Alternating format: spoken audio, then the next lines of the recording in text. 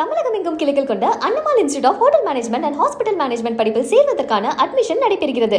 மதுரை சிந்தாமணி அரசு நடுநிலைப்பள்ளி வளாகத்திற்குள் கிருதுமால் நதி கழிவுநீர் புகுந்ததால் மாணவர்கள் சமுதாய கூடத்தில் அமர வைக்கப்பட்டுள்ள நிலை ஏற்பட்டுள்ளது. கூடுதல் விவரங்களை செய்தியாளர் செந்தில் வழங்க கேட்கலாம். வணக்கம் செந்தில், அங்கு பள்ளிக்கூட வளாகத்திற்குள் கழிவுநீர் எப்படி புகுந்தது? மாணவர்கள் தற்போது அங்கு இருக்கக்கூடிய வளாகத்தில் அமரப்பட்டு வைக்கின்றனர். அவர்களுடைய வகுப்புகள் எப்படி நடைபெற்று வருகிறது?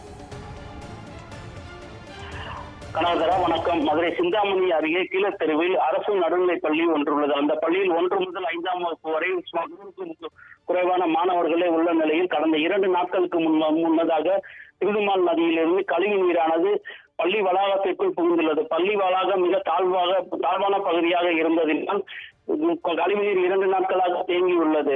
அருகில் சுமார் 20 லட்சம் ரூபாய் மதிப்புள்ள புதிய பாலம் கட்டும் பணி துவங்கியதால் அந்த பாலம் கட்டும் பணிக்காக கழிவுநீர் செல்லும் பாதையை அடைத்துள்ளனர். அவ்வாறு அடைத்ததினால் பள்ளி வளாகத்திலும் கழிவுநீர் புகுந்ததினால் இன்று காலை முதல் பள்ளிக்கு வந்த மாணவ மாணவி மிகுந்த சிரமத்துக்குள் ஆனார்கள்.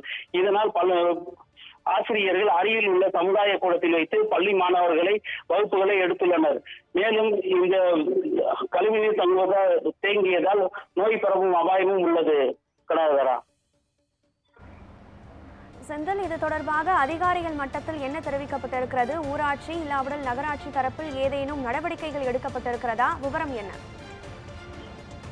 இது குறித்து மதுரை மாநகராட்சி மண்டலம் 4வது மண்டலத்தில் அதிகாரிகளுக்கு தகவல் தெரிவிக்கப்பட்டுள்ளது.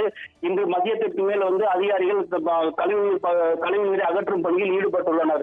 இதன் தொடர்ச்சியாக சுமார் 2 நாட்களுக்கு மேல் இந்த கழிவுநீர் அகற்றும் பணியானது நடைபெறும் என்று மாநகராட்சி தரப்பில் தெரிவிக்கப்பட்டுள்ளது. மேலும் பாலம் கட்டும் பணிக்காக கழிவுநீரை மாற்றுப்பாதையில் செலுத்துவதும் மாநகராட்சி அதிகாரிகள் தெரிவித்துள்ளனர்.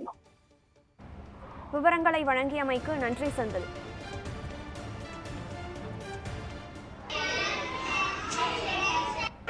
ஒரு நிமிஷம்.